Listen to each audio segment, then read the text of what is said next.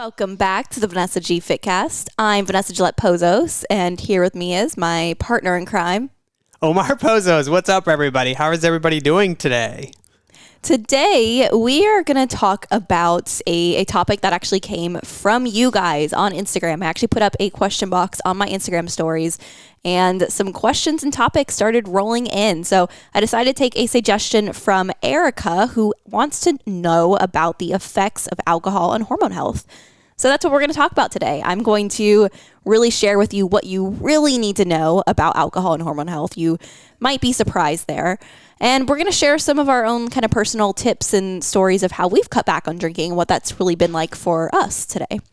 So, I think if you listened to last week's episode, I alluded to that we were going to the Morgan Wallen Concert last weekend. It was incredible. If you guys haven't seen him, go see him. He is such a fun concert to go see. And yeah, I had a great time. Yeah, he's very, very talented.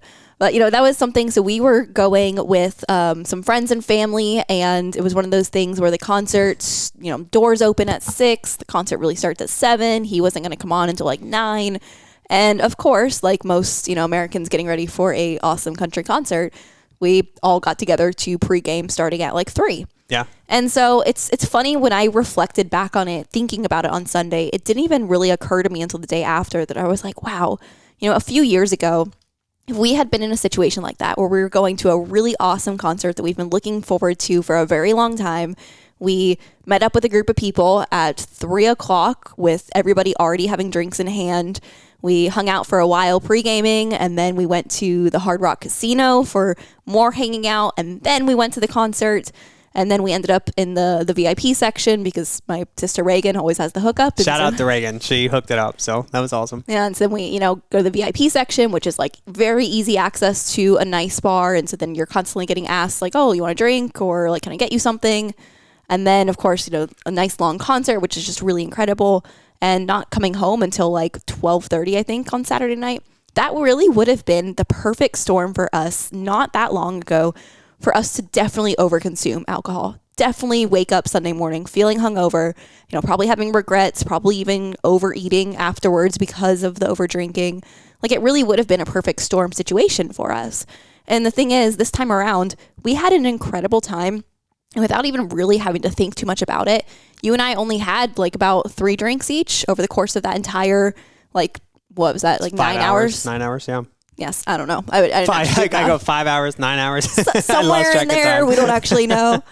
But, it's one of those things where, a lot of people tend to think that they can't cut back on drinking. They can't drink less because they have a social life, and they think that they just go hand in hand together.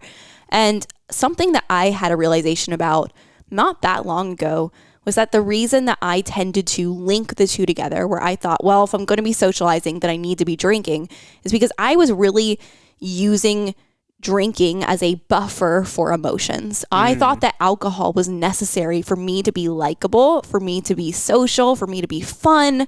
And I thought it was just like a necessary ingredient for me to have a good time.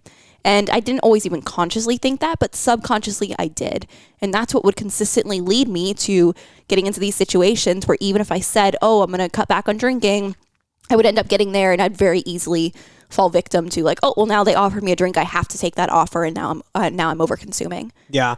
I think for me, my biggest thing was, what are people going to say? Like, if I don't take the drink, if I don't go get another drink, like, people are going to talk, about me, or people are going to be like, oh my gosh, what a Debbie Downer, or what a party pooper, whatever. Right. And I think it took quite some time, and we've shared about it on the podcast, but first of all, people aren't even thinking about you, right? And when you first start to realize that nobody really gives a crap if you're drinking or if you're not drinking, it really sets a big sigh of relief for you, and really on what you think people are thinking about you. People are so concerned about their own life, about their own situation, about their own drinks, that they're not even paying attention to you. So when I gave myself the permission of being like, you know what? I just don't want to do it. Or it's not even like I don't want to drink because I have something against drinking or anything like that. It's more about like, how do I want to feel the next morning?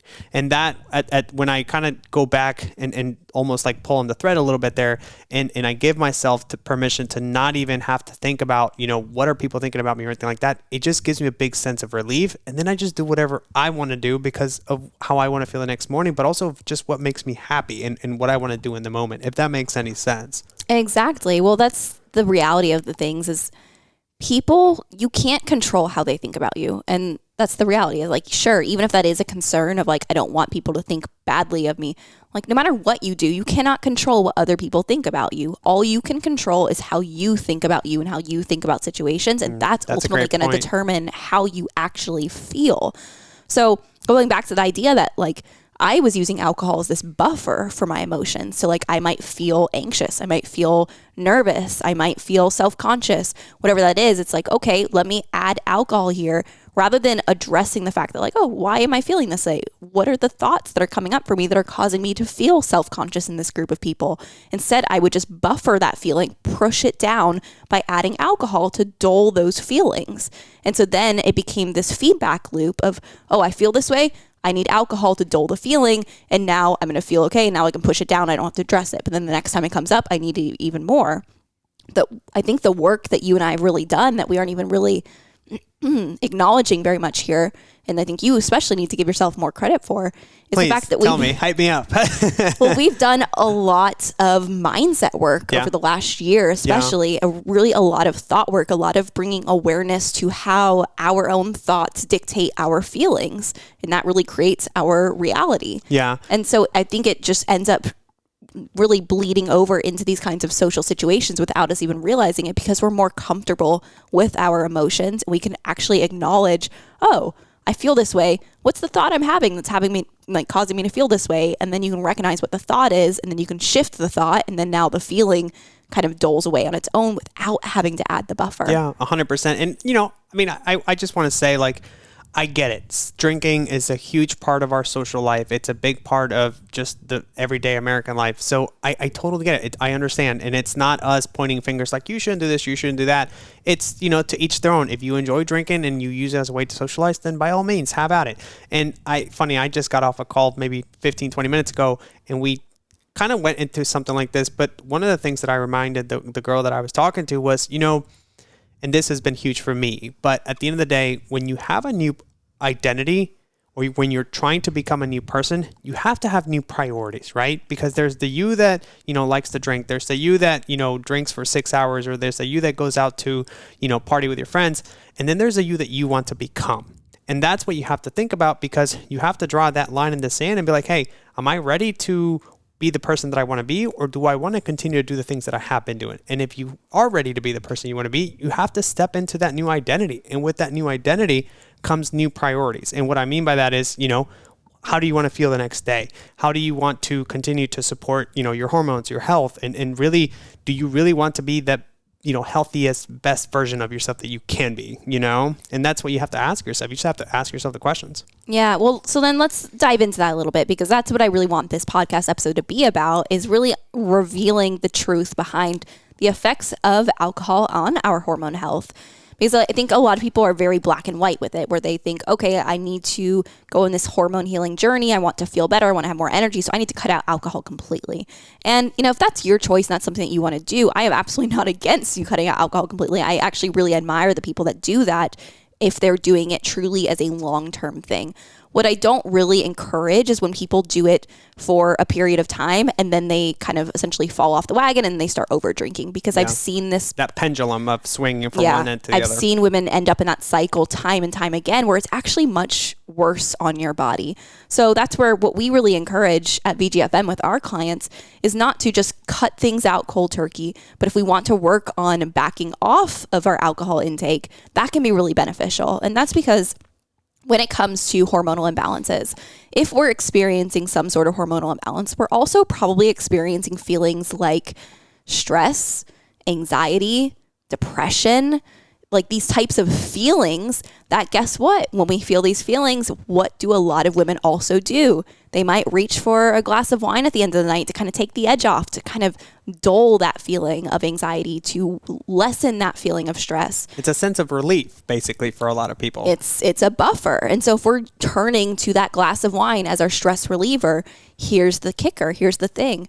That glass of wine, it is shown that really every alcoholic drink can increase our estrogen by as much as 10%. And so these same women who are dealing with these feelings, whether they know it or not, they probably are dealing with a hormonal imbalance, which for many women is often estrogen dominance. So now we're having this drink to take the edge off, but that drink is raising our estrogen levels, increasing, like really worsening our estrogen dominance. So then we feel worse. We feel more anxious. We feel more stressed. We feel more depressed. Like it just ends up becoming this really terrible cycle. So that's why really it's not about, hey, let's cut out alcohol cold turkey because we want to improve our health. It's let's address why we're using alcohol. Why are we using it as a buffer? And what types of habit shifts and mindset shifts can we make to actually add in healthier ways of coping with those feelings while improving our hormone health to then lessen the feelings overall. And ultimately, it sounds like what you're saying, Vanessa, really it's, cutting that loop or figuring out why you're trying to really cope with alcohol and instead find other healthier ways to cope. And then if you still want to have a glass of wine as a socialization thing or just because you enjoy it, then by all means have it, but it's not a necessity or you're not depending on it, right? Exactly.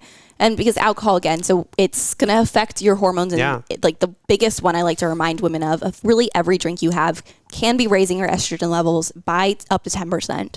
But also the obvious one that a lot of people understand is that alcohol does bog down the liver. Like people joke about that. Like, oh gosh, I drank a lot this weekend. Like I need to be kind to my liver. Yeah. And the reality is, yes, alcohol does affect your liver because alcohol at its core is a toxin on the body. So your liver has a lot of jobs. It's doing different things like clearing out excess hormones. But once that alcohol comes into the body, that becomes the liver's number one priority is we need to clear out all of this alcohol, all of this toxin so that we can get back to a stable, healthy place. So now you're drinking. You're putting your body into that phase where the liver is now focused on getting out the alcohol. What is the liver not doing then? It's not clearing out excess hormones. That can, in and of itself, also cause more hormonal imbalances. But then on top of that, now the alcohol is raising your estrogen levels. Your liver is busy. So it's basically like you're having a little like issue over here, but the person that you normally go to for help on that is like, sorry, I'm busy doing something else. Yeah. And so then just keeps getting worse and worse and worse. It's kind of like if you have like a house cleaner, right? And she's focusing on your bedroom, but yet you're making a mess in the kitchen and you're like, hey, come over here. And you're like, wait, why is the bedroom not taking care of it? You're like, well, you need to pick and choose. Like, do we need to, we need to prioritize first the biggest thing, which has been in this case, probably a little bit too much drinking, detox that. And then we can go back into detoxing the rest of your hormones that your body needs to get rid of. Am I understanding that correctly? Yeah. And I mean, alcohol, it does affect your testosterone levels as well. So especially for women who may be dealing with PCOS or endometriosis, it can be even more detrimental than if we are drinking consistently, because now we're drinking this alcohol, it's affecting our testosterone. And you might find that maybe during a month where you drink a lot that month, maybe you have a lot of parties, you have a lot of outings, and you have some different occasions where you maybe overconsume, or maybe just for whatever reason that month you're having like one drink every single day, which is abnormal for you. You might find that in your next period, you're probably going to have worse cramps. You're probably going to have greater mood swings leading up to your period.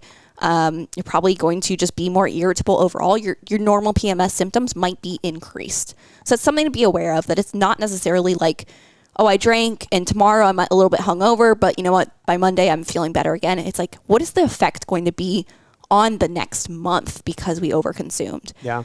And so I'm not trying to scare women into thinking that, oh, I can't drink at all. But it's just something that we have to be aware of the facts if we're dealing with these types of conditions, and just understand that really there can be detrimental effects to everything we do. And so we need to find that balance, especially as women, because unfortunately another kind of little fact drop I want to give here is that fact drop. Women and men do metabolize alcohol differently. Did you know that? I did not know that. No. But I can imagine if our weight loss approach is very different than a woman's weight loss approach, I can imagine our body probably, feels a little bit differently, metabolizes alcohol a little bit differently, and just, it's a whole different ballgame for guys and girls. Yeah. So it's said that it has to do with the fact that women and men have a different water and fat composition in our body. So just like, you already know how men can get to a lower body fat percentage than women. Right. Like men can get into single digits if they want to be super lean. Women need to get into like the teens if they want to be super lean. Like if you got into the single digits as a woman, you would be dying. Not good, not healthy. Women need a certain amount of body fat. So the fact that women as a whole have a greater body fat percentage in their body, they actually essentially they retain alcohol in the body fat, which then makes it harder. So like you could have a woman and a man who are similar or the same weight, but because the woman has less water and more fat, the alcohol is going to be retained more. So it's just going to be harder for essentially like the woman to clear it out of the bloodstream. And so, we also metabolize alcohol slower overall.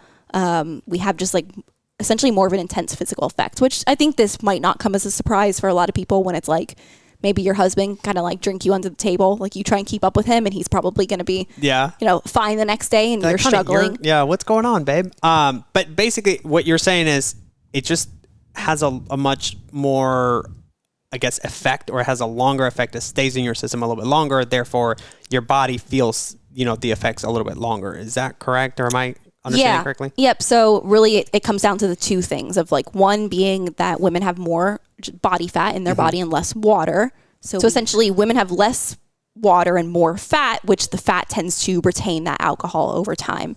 And then as far as like the actual more acute effect of this, women also essentially produce less of a hormone that helps metabolize alcohol. So men actually can produce more of that. So men actually can metabolize it more quickly. Women just struggle a little bit more. Got it. Unfortunately.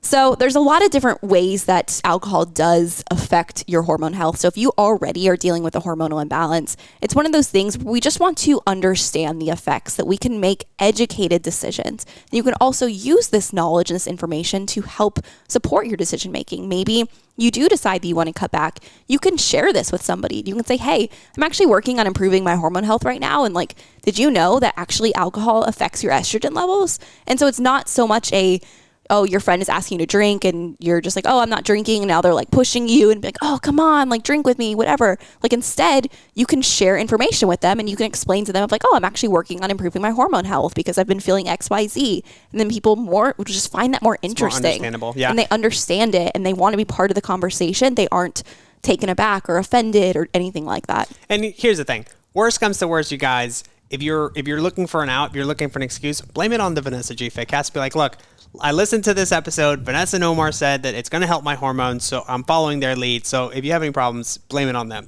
And we'll gladly take the blame off your hands. So don't worry about it. Just put it on us. Yeah. And so, let's address the question again of like, there's still always going to be people that say, well, should I just cut out alcohol? Would that be best for me just to go ahead and cut it out while I'm working on my hormone health?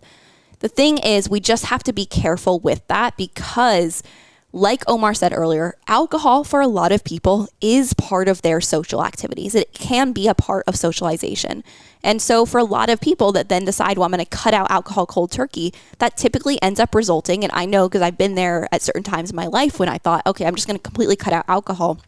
What would happen is I would then just also cut out socialization, or I might socialize, but then I would just be like this like miserable person because I would be like internally being like, I can't believe these people are drinking and I can't drink. And like, I would just create these stories in my head. It wasn't me making a decision of like, oh, I am choosing not to drink today and I'm happy with that and I can still socialize. I would end up just putting myself in this like, because I'm dealing with this thing, I can't drink and this sucks. And I would just use this language within myself that would exacerbate these feelings of essentially like seclusion, of resulting in me wanting to just like completely pull away from my social life. And socialization is also super important to hormone health. I was just going to get into that. If you use that as your stress reliever, if you use that as an outlet for you and talking to people like gives you energy, like then by all means keep doing it because that's what your body needs and that's what you enjoy, So it's not good to cut it off completely. So I didn't mean to cut you off there, but I was literally just thinking that. Yeah, I mean, socialization has been shown to increase progesterone levels. So if we now say, oh, I'm going to cut out alcohol completely, but I'm also now going to be just completely hibernating and not hanging out with friends anymore at all because I need to avoid alcohol, I need to be away from it completely, you may end up actually just like not bettering yourself at all anyway, because now you're not having those positive effects of socialization. And like I was saying, estrogen dominance, typically that's when we have too much estrogen and not enough progesterone. So now we want to actually socialize to help increase our progesterone, but we don't want to necessarily overdrink and raise our estrogen and just make everything worse. Yeah. And here's a the balance. thing, that's what it is. You have to find the balance, because you have to do the things that you enjoy doing, but also if you have, hormone issues, if you have some body goals, fitness goals that you want to achieve, then you have to pick and choose your battles and make sure that you do what works best for you. It's the analogy that we've shared here before. Like if you are driving a car and one of your tires goes flat, you're not going to get out and poke the other three out and be like, oh, now I have 4 flat tires, right? Let's address the one thing that it's not helping us get us to where we want to go. Address that, find that balance, and then things will be able to move forward. The car will be able to get you to where you want to go. Exactly. And so that's where really, Do you like my analogies today? I love your analogies. But I mean, individualized coaching is so important because we have to really look at where you are at, what you are doing, and be able to understand what are the necessary steps that you need to take from your current situation to step by step get to where we want to be. And a lot of times women take the wrong steps, or they take too many steps, and they just end up setting themselves backwards. So for most people, what I would encourage you to do is evaluate what is your current normal when it comes to alcohol. Are you somebody who every single night you like to open up a bottle of wine, maybe pour yourself a glass and just kind of have that one glass of wine every night to take the edge off? If so, if that's your normal, that's your baseline, then how can we work on just cutting back a little bit, reducing that? Maybe that means for you, you're going to commit to doing every other night having that glass of wine. And rather than saying, okay, cold turkey, the nights that I'm not drinking, I'm just not going to drink. And now I'm like dealing with like these cravings and these feelings, and it's really hard and terrible.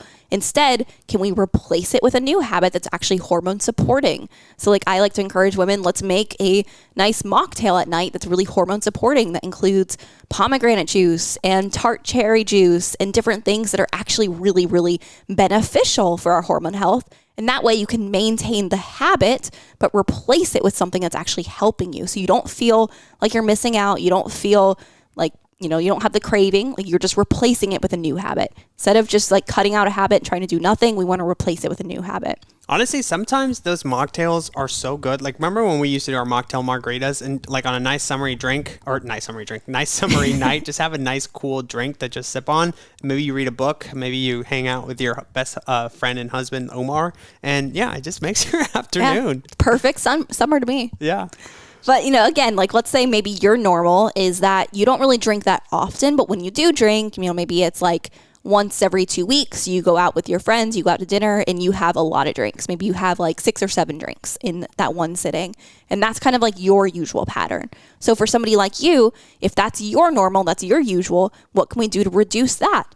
Maybe we just commit to, on those nights where you typically find yourself having 6 or 7 drinks, we're going to space out those drinks so you can do what Omar and I typically do, which we call the 1-to-1 water and alcohol rule, where essentially every drink we have, we need to have at least that much water following or with the drink before we can have another drink. And that way we slow it down, we space it out, and we just don't consume as much in that same period of time. Because again, we don't want to say, okay, you're going to go from 6 to 7 drinks to 3 to 4 drinks, but during those periods where you don't have a drink, and your friends go to order another and they're like, hey, you want another? And now you have to explain yourself. And, now you're empty handed and now you feel awkward. And now you're creating these thoughts and these feelings that make you want the alcohol even more. Instead, let's replace it with something else. Let's get ourselves a mocktail. You can go to the bar, order a seltzer water, ask for a couple limes. Maybe you can even, like some bars, like you could get like some mint or something to put in it and make it even prettier, make it even more fancy and fun. Yeah, like I do club soda and lime, and I get it with my drink because then I have one to sip on and then the other one to just kind of drink on. But again, I'll drink my alcoholic drink, then I'll drink my club soda, and things are great. Yeah, but I guarantee you, if you're drinking a seltzer with like a lime in it or something, it looks like a vodka soda, and nobody questions you, and you have something in your hand, it makes you feel confident. And if you already had, your other drink, it's not like you're completely sober to where you feel completely like 0 to 60 and you're just totally left out. It's a nice way to ease it back. So, those are just 2 examples, but it's really just evaluate what is your normal. And if this is something where you're saying, I want to improve my hormone health, I want to improve my body composition, I want to improve my mental health, it can be a great thing for you to work on cutting back a little bit, taking those small baby steps time after time. Don't compare yourself to anybody else. Just say, okay, what is my normal? How could I improve that a little bit the next time? And then try and make that a habit. And once you get there, then you could say, okay, I like this. Maybe I'm going to work on improving this even more because I'm realizing I actually feel even better without drinking. Small little changes. And if you want some additional motivation for cutting back, because I know a lot of women, and this is speaking to my younger self included, a lot of times the reasons why I didn't want to cut back was because a lot of the people that I was friends with or people I admired or different things, I would look at people who I liked and I wanted to be like, and I would see that they drank. And so then I would think, well, if they drink, then, I feel like I can't be different from them and be going down the path of not drinking or drinking less. So I want to offer you up a few examples of women that you might admire that also do not drink. So for one, Blake Lively. I freaking love Blake Lively. She does not drink. She actually, I was reading a quote from her where she said, I don't drink. I've never tried a drug. It's not like I decided on these strict lifestyle choices and I'm enforcing them. It's just something that I genuinely don't have a desire for. Another one, Drew Barrymore. And she was one that she said, there is one thing we have control over, and it is our behavior, our reaction, our patterns, the cycles we need to break, the way we treat people, and how we process all of it that we put out there. Now, working from that space, that's changed so much for me. And then there's actually a bunch of other celebrities. I was looking at a list. Vanessa Gillette. Yeah, Vanessa Gillette. Well, she does drink, but moderately. No, but Jennifer Hudson doesn't drink. Jada Pinkett Smith doesn't drink. Bella Hadid doesn't drink. There's a lot of examples. If that is something where you're finding that that's a block for you, is that maybe the people in your life who you admire, they do drink. They drink a lot, and that makes it hard for you. Instead, look for examples, look for evidence of the opposite, and remind yourself of those women. And if you are wanting to work on cutting back your drinking, I find it can be really helpful to have at least a more macro-friendly option in mind for your drink. So if you want our macro-friendly cocktail list, which is something that we give to our clients, just shoot me out a DM that says cocktail recipes, and you can DM that to me on Instagram or Facebook, and I will share that with you as a thank you for listening through to this podcast. And now with summer right around the corner, it's a great tool to have in your belt to just have something fun and delicious to sip on. I love it. Awesome. Well, if you enjoyed this episode, please share it with a friend. Do us that favor. Share it on your Instagram story. Get the word out. But we will be back next week with another great episode. See you guys.